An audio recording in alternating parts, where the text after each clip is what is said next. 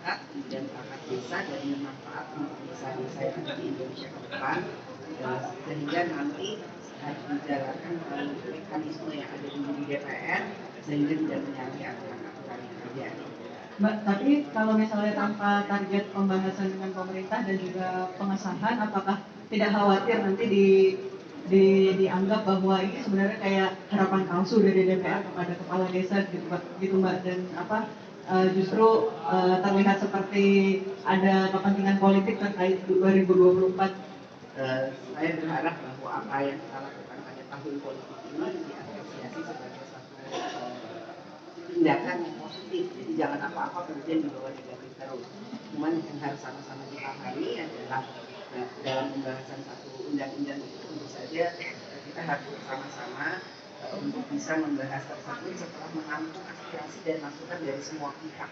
Jadi memang nanti akan membahas itu adalah DPR, pemerintah bersama dengan DPD untuk diminta pertimbangannya. Namun sebelumnya tentu saja masukan aspirasi dari seluruh stakeholder atau pihak-pihak terkait dengan akan dibahasnya permasalahan ini akan menjadi lebih penting, sehingga nanti dalam pembahasan apa yang akan dihasilkan itu adalah suatu hal yang berkualitas. Jadi tolong berpikir positif di tahun politik dan berpikir negatif di tahun politik. Izin Mbak, saya Firda dari Detikom, terima kasih kesempatannya. Saya ingin bertanya dua hal. Pertama soal RUU Kesehatan yang disahkan hari ini dan masih ada demo di depan gedung DPR, kemudian pimpinan DPR tidak diketahui tidak ada yang menemui massa, boleh dijelaskan alasannya Mbak? Kemudian yang kedua soal surprise RUU perampasan aset, itu boleh dijelaskan kenapa masih belum dibacakan? Terima kasih. Terkait dengan undang-undang kesehatan, DPR melalui Komisi 9 dan pemerintah melalui Kementerian Kesehatan sudah membuka ruang seluas-luasnya kepada semua pihak yang kemudian mempunyai kepentingan, aspirasi dan masukan dalam pembahasan yang dilakukan secara simultan beberapa bulan yang lalu. Jadi kalau kemudian ada pihak-pihak yang merasa bahwa asupan aspirasi hak konstitusional yang belum kemudian terakomodir, mungkin kemudian bisa menyampaikannya lagi kepada pemerintah, karena DPR sudah selesai. Nanti yang akan setelah mengundangkan akan mengeluarkan PP adalah Kementerian Kesehatan, bisa memberikan masukan tersebut, aspirasi tersebut kepada pemerintah melalui Kementerian Kesehatan. Namun kalau kemudian merasa menganggap hal itu belum cukup, kita kan punya tempat lain untuk kemudian menampung aspirasi tersebut melalui MK. Jadi silakan saja. Ini negara hukum, semua proses mekanisme yang ada sudah kami lakukan.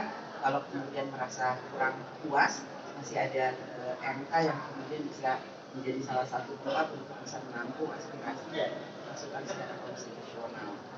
Terkait dengan perampasan aset, hari ini Komisi 3 sedang fokus membahas 3 permasalahan atau RUU yang masih dibahas.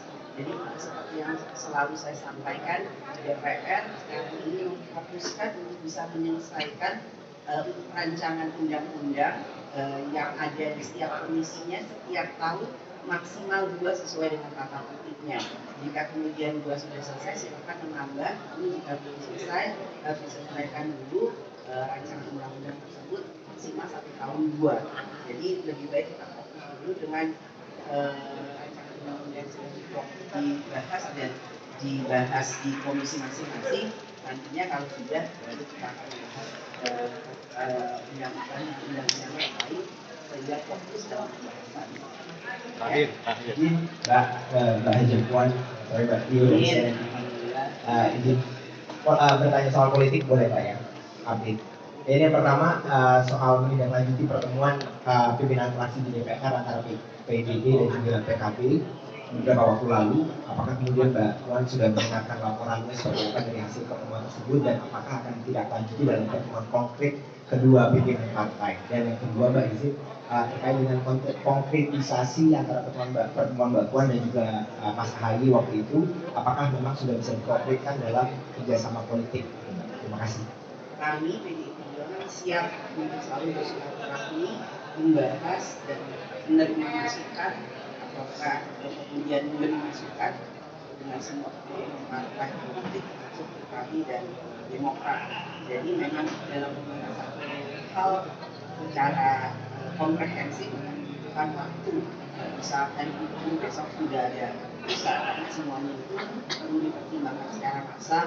Kemudian setiap partai tentu saja mempunyai pertimbangannya masing-masing, dan yang pasti insya Allah dalam waktu yang tepat semua hal yang kami bisa lakukan bisa segera terjadi.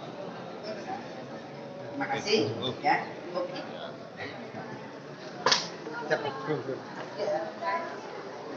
Terima kasih Mbak Puan.